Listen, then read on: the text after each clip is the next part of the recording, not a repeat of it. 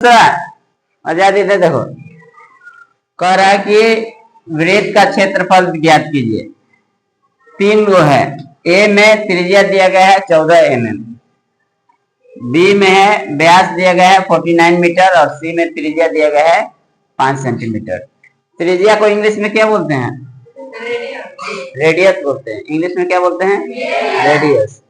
तो सबसे पहले ए बनाते हैं। तो वृत्त का क्षेत्रफल बराबर क्या होता है?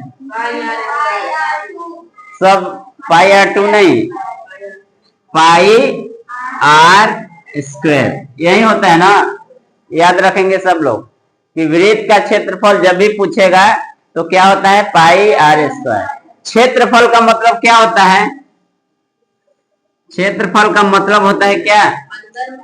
अंदर में कितना वस्तु रख सकते हैं, अंदर में कितना जगह है, अंदर में कितना जगह है। और परिधि का मतलब होता है बाहर बाहर। परिधि का मतलब क्या होता है? तो हमको जब क्षेत्रफल ज्ञात करना है तो हमको पाई का मान कितना है? 22/7। पाई का मान कितना है? और आर मालूम होना चाहिए। आर मतलब रेडियस, रेडियस मतलब त्रिज्या, रेडियस मतलब त्रिज्या। 2 चीज मालूम रहेगा तो हम क्या कर सकते हैं? क्षेत्रफल निकाल सकते हैं। तो देखो पाई का मान तो हमको मालूम है कितना है? 22/7 यहाँ रख दिए गुणे आर स्क्वायर। आर का मान इसमें कितना है? 14। तो 14 का स्क्वायर ऐसे भी लिख सकते हैं या 14 गुणे 14 ऐसे लिख सकते हैं। लिख सकते हैं ना। तो अब इससे कटाओ। 7 से कितना बार में? 2 बार में कट जाएगा ना। अब 22 दूनी 44, 22 दूनी गुणे 14। 14 का पारा 4 बार पढ़ो, कितना आएगा? 56। 56 के 6 हाथ में 5 और फिर 14 का पारा 4 बार में। 14 चौके 56 और 56 और 5 कितना हो जाएगा? 61। कितना हो गया? 61। इस सेंटीमीटर में है, एमएम में है, तो mm स्क्वायर। ये बन गया आंसर। समझ में आया? फिर दूसरा सवाल बी में बोल रहा है कि व्यास दिया गया है। क्या दिया गया है? व्यास कितना है इसका? 49 मीटर। कितना है? 49 मीटर है। ठीक है। तो जब व्यास दिया रहेगा तो त्रिज्या निकाल देंगे कि नहीं हम लोग? व्यास का आधा होता है। त्रिज्या क्या होता है? व्यास का बता रहे थे ना कि त्रिज्या अगर बड़ा है तो उसका आधा होगा। तो अगर व्यास 49 है तो त्रिज्या बराबर 49/2 यही ना होगा। इसका आधा करेंगे तो यही होगा ना। अब चलो तो इसका आधा कर देंगे तो कितना आ जाएगा? 24.5 मीटर। 24.5 मीटर आ गया। ओके। अब फिर वृत्त का क्षेत्रफल, वृत्त का बराबर क्या होता है? पाई r स्क्वायर। पाई का मान कितना है? 22 गुणे आर कितना दिया है? 24.5 गुणे 24.5 यही ना होगा। ओके। अब देखो 22/7 क्योंकि स्क्वायर में है ना तो 2 बार लिख सकते हैं ना इसको। यहां तक किसी को डाउट? ओके। तो 22/7 गुणे अगर इसको हम करेंगे 24.5 गुणे 24.5 का स्क्वायर कितना होता है? 600.25। इसको गुणा करने पर कितना आएगा?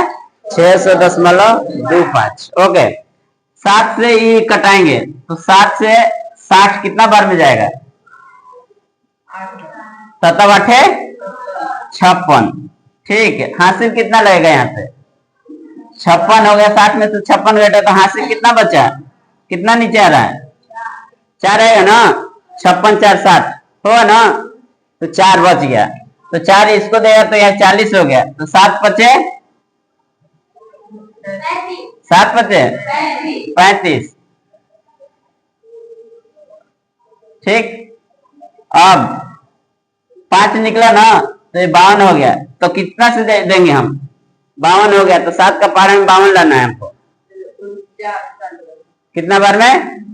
7 7 49। कितना बचेगा? हाँ 3 बच गया। कितना बचेगा?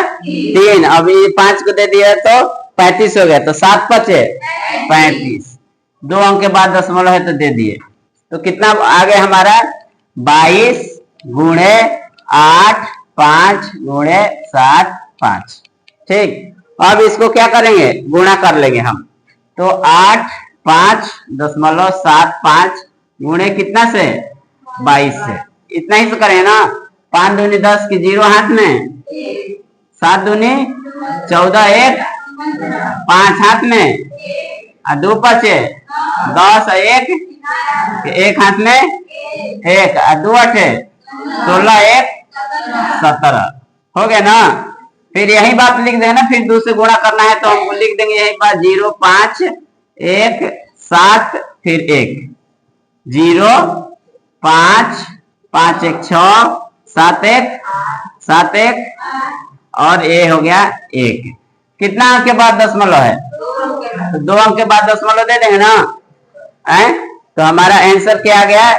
1886.50। किसमें है? मीटर में है, तो मीटर स्क्वायर। ये हो गया आंसर। इसका क्षेत्रफल, इसका क्या हो गया? क्षेत्रफल। ओके, समझ में आ गया? सी का बन जाएगा ना।